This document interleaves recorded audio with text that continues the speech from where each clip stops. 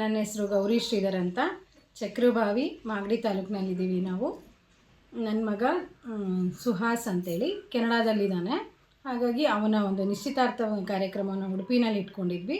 ಅವನು ಅಲ್ಲಿಂದ ಇಲ್ಲಿಗೆ ಬರಲಿಕ್ಕೆ ಸಮಯ ಇಲ್ಲದ ಕಾರಣ ಮತ್ತು ಮದುವೆಗೆ ತುಂಬ ಟೈಮ್ ಸ್ಪೆಂಡ್ ಮಾಡಬೇಕು ಅನ್ನೋ ಒಂದು ಉದ್ದೇಶದಿಂದ ನಾವು ವರ್ಚುವಲ್ ಎಂಗೇಜ್ಮೆಂಟ್ನ ಅರೇಂಜ್ ಮಾಡ್ಕೊಂಡ್ವಿ.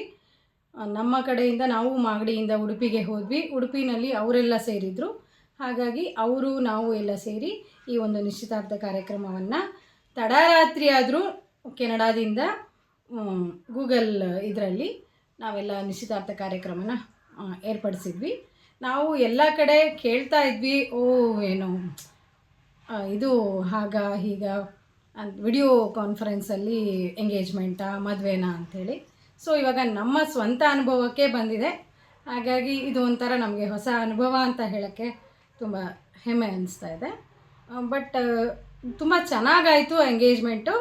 ನನ್ನ ಮಗ ನಮ್ಮ ಜೊತೆ ಇರಲಿಲ್ಲ ಪ್ರತ್ಯಕ್ಷವಾಗಿ ಅನ್ನೋದಷ್ಟು ಬಿಟ್ಟರೆ ಇನ್ನೆಲ್ಲನೂ ತುಂಬ ಅದ್ಧೂರಿಯಾಗಿ ತುಂಬ ಚೆನ್ನಾಗಾಯಿತು. ನನ್ನ ಸೊಸೆ ಕೂಡ ಅದೇ ರೀತಿಯ ಸಹಕಾರ ಕೊಟ್ಟು ನಿಶ್ಚಿತಾರ್ಥವನ್ನು ತುಂಬ ಚೆನ್ನಾಗಿ ಗ್ರ್ಯಾಂಡಾಗಿ ಮಾಡಿದ್ವಿ ಅಂತ ಹೇಳೋಕ್ಕೆ ಇಷ್ಟಪಡ್ತೀನಿ. ನನ್ನ ಹೆಸರು ಯಶಸ್. ನಾನು ಮಾಗಡಿ ತಾಲೂಕಿನ ಚಕ್ರಭಾವಿ ನಿವಾಸಿ. ನಮ್ಮಣ್ಣ ಸುಹಾಸ್, ಅವನು ಕೆನಡಾದಲ್ಲಿ ಕೆಲಸ ಮಾಡ್ತಾ ಇದ್ದಾನೆ. ಅವನ ನಿಶ್ಚಿತಾರ್ಥ 14ನೇ ತಾರೀಕು ಭಾನುವಾರ ನಡೀತು. ಇದರಲ್ಲಿ ಏನಪ್ಪ ವಿಶೇಷ ಅಂದರೆ, ಈ ಎಂಗೇಜ್ಮೆಂಟ್ ಒಂದು ವಿಡಿಯೋ ಕಾನ್ಫರೆನ್ಸ್ ಮೂಲಕ ನಡೀತು. ಉಡುಪಿಯಲ್ಲಿ ನಡೀತು. ಉಡುಪಿಯಲ್ಲಿ ನಮಗೆ ಅದು ಬೆಳಗ್ಗೆ ಆಗಿತ್ತು. ಕೆನಡಾದಲ್ಲಿ ಅವನಿಗೆ ಮಧ್ಯರಾತ್ರಿ ಆಗಿತ್ತು. ಇದು 2-3 ಸೆಕೆಂಡ್ ವ್ಯತ್ಯಾಸದಲ್ಲಿ ಆನ್ಲೈನ್ ಮೂಲಕ ಎಂಗೇಜ್ಮೆಂಟ್ ನಡೀತು. ಉಂಗ್ರಾನ ಕ್ಯಾಮ್ರಾಗೆ ತೋರಿಸಿ ದೊಡ್ಡ LED ಸ್ಕ್ರೀನ್ ಮೂಲಕ ಎಂಗೇಜ್ಮೆಂಟ್ ಅದ್ದೂರಿಯಾಗಿ ನಡೆದಿದೆ.